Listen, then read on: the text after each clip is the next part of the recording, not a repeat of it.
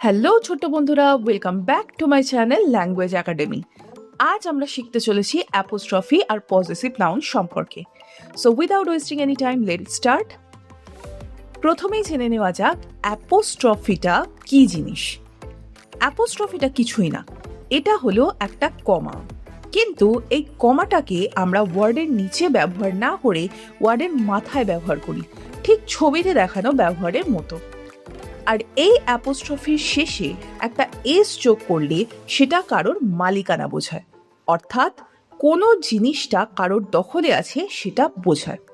এবারে আসা যাক পজেসিভ নাউনে। পজেসিভ অর্থাৎ মালিকানা বোঝায় এমন নাউন, অর্থাৎ যে নাউনের সাহায্যে কোনো কিছু কোনো ব্যক্তি বা প্রাণীর অধিকারে আছে বোঝায় তাকে পজেসিভ নাউন বলে। কিন্তু মজার ব্যাপার হলো কোনো নাউনই পজেসিভ নাউন হয় না। সাধারণ নাউনকে পজেসিভ নাউনে পরিবর্তন করতে হয়। তাহলে এখন প্রশ্ন হচ্ছে, এটা কিভাবে সম্ভব? হ্যাঁ, এটা সম্ভব। যে কোনো নাউনকে পজেসিভ নাউনে পরিবর্তন করতে হলে তার শেষে অ্যাপোস্ট্রফি এস বসাতে হয়। অর্থাৎ যে কোনো নাউনের শেষে যখন আমরা অ্যাপোস্ট্রফি এস লাগাই তখনই সেই নাউনটা পজেসিভ নাউনে পাল্টে যায়। চলো কটা উদাহরণের মাধ্যমে এটা আরো সহজভাবে বুঝে নিই। যদি আমরা বলি বয় ক্যাপ, এটা কি কোনো মালিকানা বোঝাচ্ছে? বোঝাচ্ছে না, এটা শুধুমাত্র দুটো শব্দ।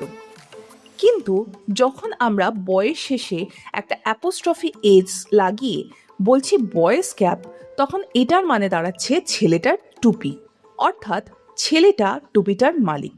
বুঝতে পারলি? চলো আমরা আরো কয়েকটা এক্সাম্পল দেখে নিই। রাহুল ব্যাক, এটা কি কোনো মালিকানা বোঝাচ্ছে?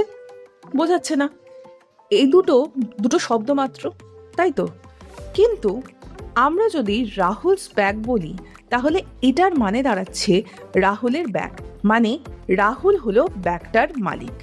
ওকে, নেক্সট মাদার কেক, এটা কি কোনো মালিকানা বোঝাচ্ছে?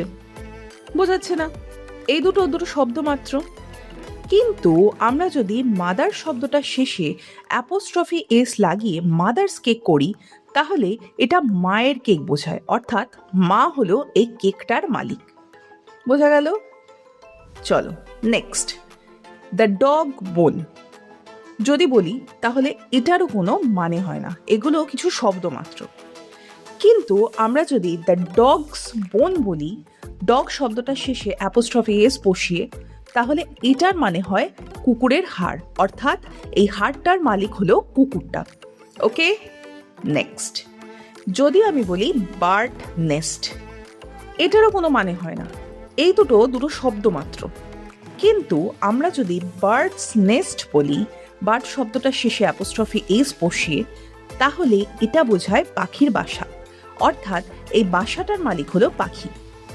ওকে, বোঝা গেল? যদি না বুঝতে পারো তাহলে এই ভিডিওটাকে রিভাইন্ড করে একবার দেখে নিও। ওকে, চলো এবারে আমরা এই কনসেপ্টটাকে একবার প্র্যাকটিস করে নিই। ওকে, এখন আমি তোমাদের দুটো করে শব্দ দেখাবো, তোমাদের সেই শব্দ দুটোকে জুড়ে পজেসিভ নাউন বানাতে হবে। ওকে, লেটস স্টার্ট। আমাদের প্রথম শব্দ দুটো হলো ফাদার এবং পেন। এটার সাহায্যে পজেসিভ নাউন বানাও তো দেখি।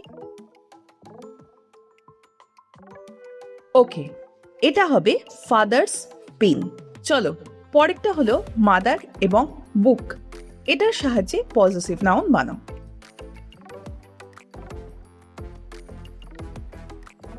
ভেরি গুড, এটা হবে মাদার্স বুক। নেক্সট ক্যাট এবং বেল, এর সাহায্যে পজেসিভ নাউন বানাও। ওয়ান্ডারফুল, এটা হয়ে যাবে ক্যাটস বেল। নেক্সট গার্ল এবং বুক, এদের সাহায্যে পজেসিভ নাউন বানাও।